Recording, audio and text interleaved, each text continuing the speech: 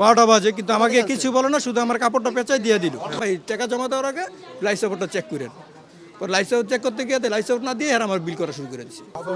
অবশ্যই কাবিল হইতেছে, নাহলে আমারটা নাহলে একটা দুইটা মরলে মরতে পারে, কিন্তু এতে 11-13 জন বা 11-12 জন বাচ্চা কিভাবে মরে? ঘটনাটা হচ্ছে বাচ্চা আমাকে দেওয়ার সময় কিছু বলে না, নার্স এখন এই যে গিয়ে আনলাম এইমাত্র 12টা বাজে, কিন্তু আমাকে কিছু বলে না, শুধু আমার কাপড়টা পেঁচাই দিয়ে দিল।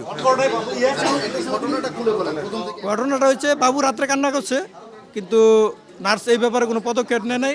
না করার সকালবেলা ফজর আজানের সময় নামাজ পড়ে ওর স্ত্রী ফোন থেকে বাবুর শরীর ভালো না, নার্স আছে, নার্স তো নাই। পরে আমি কিছু করার না আইসিইউতে নিয়ে আসি, তো ওরে আমি এখান থেকে নিয়ে আইসিইউতে নিয়ে গেলাম। আইসিইউতে নেওয়ার পরে তারা কতক্ষণ চেক আপ করছে, করার পরে তারা আর ভালো মতো করে না, পরে আমার একটা স্লিপ দিল, এই ওষুধগুলো নিয়ে আসেন। পরে ওষুধগুলো আনতে যাবো, পরে বাইরে স্লিপটা দেন, ভাই ওষুধটা নিয়ে আসেন। পরে আমার 4-5 জন ধরে পরে একটা বন্ড দেন, আর একটা বি কাউন্টারে গিয়ে আপনি 10-15 হাজার টাকা জমা দিয়ে আসেন। আমি পরে করলাম, মানে আমার কাছে টাকা আছে বা নাই, কিন্তু আমি অনেক কী করলাম, আমি তো বাচ্চা অবস্থা দেখতেছি ভালো না। তারপর আমি দৌড়ে বাইরে গেলাম, ভাই আপনি কাগজটা দেন, আমি ওষুধটা কেটেন, আপনি উপরে গিয়ে দেখেন কী বলে।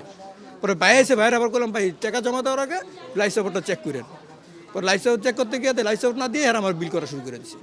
আমার বলে টাকা দিয়ে আসতে। অসুস্থ হয়েছে প্রায় 3টার দিকে, 2:30-3টার দিকে হয়েছে অসুস্থ। না, আমি রাত্র 12টা পর্যন্ত আমার কাছে ছিল, এই যে বাইরে আমি ড্রেসে 12টা পর্যন্ত আমার কাছে কোলে ছিল।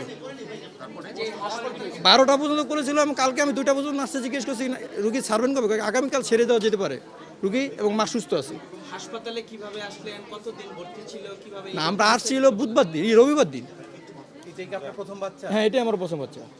আমি আসছি রবিবার দিন, তো রবিবার দিন রাত্রে 2টার দিকে সিজার হয়েছে, তো 2টা হলে তো সোমবার পরে যায়, সোমবারে পরে যায়, ওই থেকে এই পর্যন্ত আসে। শুনেন, আপনার কি মনে হয় যে হসপিটালে কোনো গাফিলতি বা অবশ্যই কাবিল হইতেছে, নাহলে আমারটা নাহলে একটা দুইটা মরলে মরতে পারে, কিন্তু এতে 11-13 জন বা 11-12 জন বাচ্চা কিভাবে মরে? এটা একটা প্রশ্ন। কি মনে হয় কি গাফিলতি ছিল? অবশ্যই ডাক্তার বা রুগী নার্সের গাফিলতি ছিল, কর্তৃপক্ষের গাফিলতি ছিল। আপনার বাচ্চার কারণে আপনাকে কি বলেছে হাসপাতাল থেকে? এখন পর্যন্ত আমাকে কিছু বলে নাই, জিজ্ঞেস করেন? না কিচ্ছু জিজ্ঞেস করে নাই। রাতে কি কোনো চিকিৎসক ছিল না শুধু না, নার্স? নার্স ছিল, রাত্রে কোনো চিকিৎসক পাই নাই। আপনার বাচ্চা যে ওয়ার্ডে ছিল ওই ওয়ার্ডের কতজন বাচ্চা মারা গিয়েছে জানেন? 13 জনের, কেউ বলছে 13 জন, কিন্তু নির্দিষ্ট সময় 12 জন। আমার 11 জন, পরে আরেকজন গেছে, 12 জনের মতো মারা গেছে, ফিক্সড 12 জনের মতো মারা গেছে। আপনারা কোনো আইনি ব্যবস্থা নেবেন হসপিটালের বিরুদ্ধে? দেখা যাক কি করা যায়। মা মনে হয় এখানে আছে নাকি নিচে নিয়ে গেছে? মোটামুটি আছে সুস্থই, দেখি কি করা যায়।